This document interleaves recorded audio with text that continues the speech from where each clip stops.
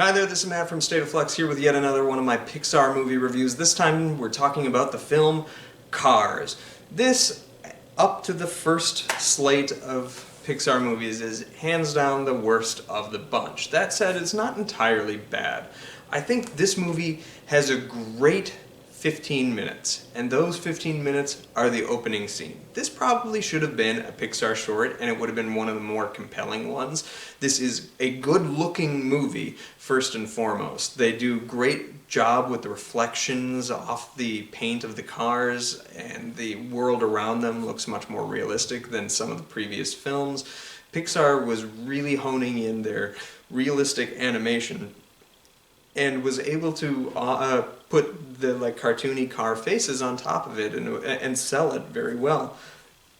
That said, this is a film rife with characters that I think by and large are completely unlikable. Lightning McQueen, have zero interest in ever exploring that character again, and I have to do it 2 more times.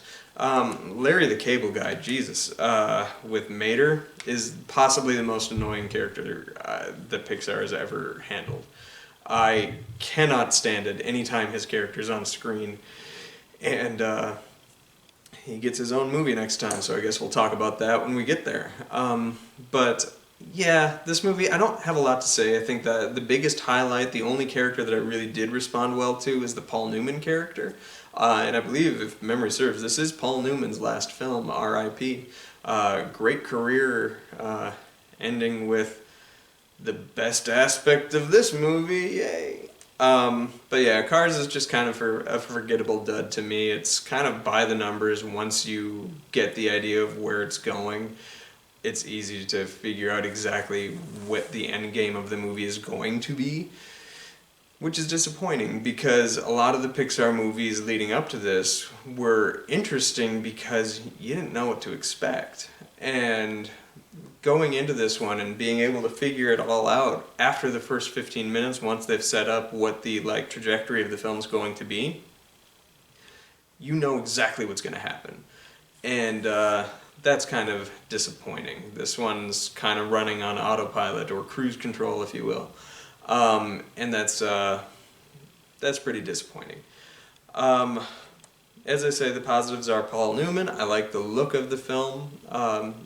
I had to giggle while I was watching the movie because I was like, so these are all cars, right? And they're going into a stadium to watch other cars race. This kind of makes this whole movie like a track and field film, which made me giggle. Instead of, it's less a racing movie, more track and field. That had me giggling. And that's the highlight I got for you. I don't really have a lot to say about Cars. This is a movie that I'm happy to never revisit, yet I have to do 2 sequels, one of which I've seen, one of which I haven't, so I guess we'll get to those in the coming weeks. Next week we are going to be talking about Ratatouille. That one I'm excited to talk about. That one I think I'll have something to say beyond it pretty maybe. So yeah, there you go. That's my Cars review. Let me know what you thought of this film in the comments down below. This is one that even Willow, my daughter, is not a fan of. She gets kind of tickled by it here and there, but she's never watched it all the way through, and that it's rare that she doesn't commit to something. She's seen all of it in pieces, but never straight shot. And I get it. It's pretty bland, in all honesty. And I guess I'll also preface this. I have zero interest in vehicles. I don't drive myself, so I'm not a car guy, and maybe if you are a car person, this movie hits a lot harder. But that is not me, and this movie isn't for me. So yeah, I give it 2.5. It's okay. 2.5 out of 4 stars. Thanks for watching. Like, subscribe, do all that good stuff. Peace.